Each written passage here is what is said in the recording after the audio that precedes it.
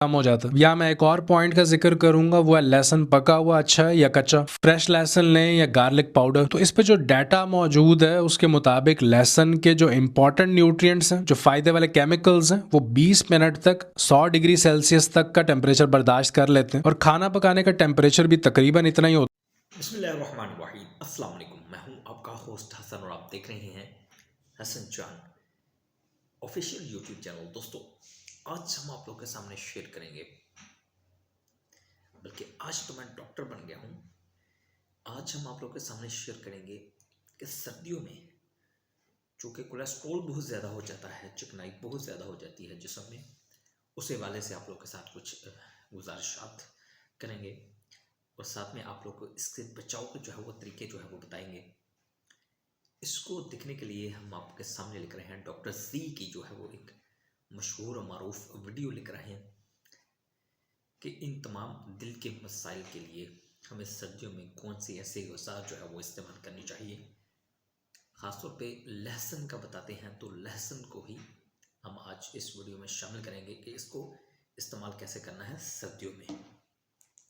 तो जैसा कि आप लोगों को बताया है कि आज हम सुनेंगे लहसुन को, तो शुरू करते हैं आज की वीडियो। आ जाइए।